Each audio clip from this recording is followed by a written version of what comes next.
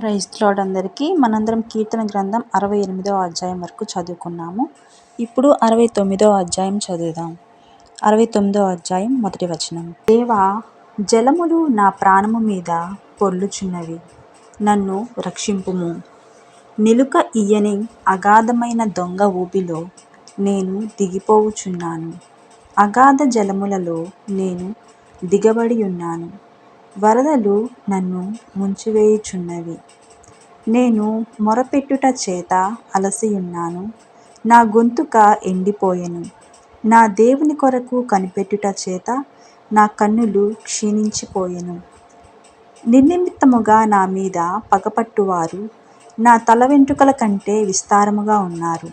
అబద్ధమును బట్టి నాకు శత్రువులై నన్ను సంహరింపగోరువారు అనేకులు. నేను దోచుకొనిన దానిని నేను ఇచ్చుకొనవలసి ఇచ్చెను. దేవా, నా బుద్ధిహీనత నీకు తెలిసేయున్నది. నా అపరాధములు నీకు మరుగైనవి కావు. ప్రభువా, సైన్యములకు అధిపతివగు యెహోవా, నీ కొరకు కనిపెట్టుకొను వారికి నా వలన సిగ్గు కలుగనీయకుము. ఇశ్రాయేలు దేవా, నిన్ను వెదుకు వారిని నా వలన అవమానము నొందనీయకుము. నీ నిమిత్తము నేను నింద నొందిన వాడనైతిని. నీ నిమిత్తము సిగ్గు నా ముఖమును కప్పెను. నా సహోదరులకు నేను అన్యుడనైతిని. నా తల్లి కుమారులకు పరుడనైతిని. నీ ఇంటిని గూర్చిన ఆసక్తి నన్ను భక్షించియున్నది. నిన్ను నిందించిన వారి నిందలు నా మీద పడియున్నవి. ఉపవాసముండి నేను కన్నీరు విడువగా అది నాకు నిందాస్పదమాయెను. నేను గోనెపట్ట వస్త్రముగా కట్టుకొనినప్పుడు వారికి హాస్యాస్పదుడనైతిని. గుమ్మములలో కూర్చుండువారు నన్ను గూర్చి మాటలాడుకొందురు. త్రాగుబోతులు నన్ను గూర్చి పాటలు పాడుదురు. యెహోవా, అనుకూల సమయమున నేను నిన్ను ప్రార్థించుచున్నాను. దేవా, నీ కృపా బాహుళ్యమును బట్టి, నీ రక్షణా సత్యమును బట్టి నాకుత్తరమిమ్ము. నేను దిగిపోకుండా ఊబిలో నుండి నన్ను తప్పించుము. నా పగవారి చేతిలో నుండి, అగాధ జలములలో నుండి నన్ను తప్పించుము. నీటి వరదలు నన్ను ముంచనీయకుము. అగాధ సముద్రము నన్ను మింగనీయకుము. గుంట నన్ను మింగనీయకుము. యెహోవా, నీ కృప ఉత్తమమత్వమును బట్టి నాకు ఉత్తరమిమ్ము. నీ వాత్సల్య బాహుళ్యతను బట్టి నా తట్టు తిరుగుము. నీ సేవకునికి విముఖుడనై ఉండకుము. నేను ఇబ్బందిలో నున్నను, త్వరగా నాకు ఉత్తరమిమ్ము. నా యొద్దకు సమీపించి నన్ను విమోచింపుము. నా శత్రువులను చూచి నన్ను విడిపింపుము.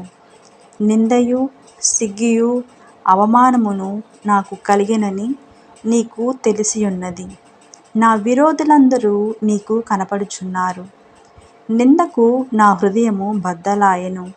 నేను బహుగా కృశించియున్నాను. కరుణించు వారి కొరకు కనిపెట్టుకొంటిని గాని ఎవరునూ లేకపోయిరి. ఓదార్చు వారి కొరకు కనిపెట్టుకొంటిని గాని ఎవరునూ కానరైరి. వారు చేదును నాకు ఆహారముగా పెట్టిరి. నాకు దప్పి అయినప్పుడు చెరకును త్రాగనిచ్చిరి. వారి భోజనము వారికి ఉరిగా ఉండును గాక. వారు నిర్భయులై ఉన్నప్పుడు అది వారికి ఉరిగా నుండును గాక. వారు చూడకపోవునట్లు వారి కన్నులు చీకటి కమ్మును. వారి నడుములకు ఎడతెగని వణుకు పుట్టించుము. వారి మీద నీ ఉగ్రతను కుమ్మరించుము. నీ కోపాగ్ని వారిని పట్టుకొనును గాక. వారి పాళెము పాడవును గాక.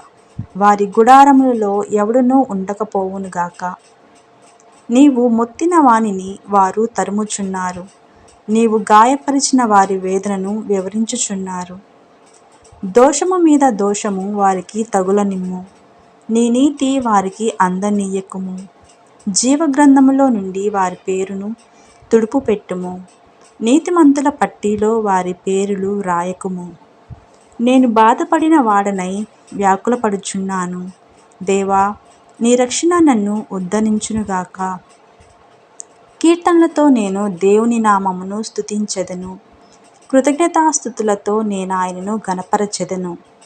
ఎద్దు కంటెను కొమ్ములు డెక్కలను గల కోడె కంటెను అది యెహోవాకు ప్రీతికరము. బాధపడువారు దాని చూచి సంతోషించుదురు. దేవుని వెదకు వారలారా, మీ ప్రాణము తెప్పరిల్లునుగాక. యెహోవా దరిద్రుల మొర ఆలకించువాడు. ఖైదులో నుంచబడిన తన వారిని ఆయన తృణీకరించువాడు కాడు. భూమి ఆకాశములు ఆయనను స్తుతించునుగాక. సముద్రములను వాటియందు సంచరించు సమస్తమును ఆయనను స్తుతించునుగాక. దేవుడు సియోనును రక్షించును. ఆయన యూదా పట్టణములను కట్టించును.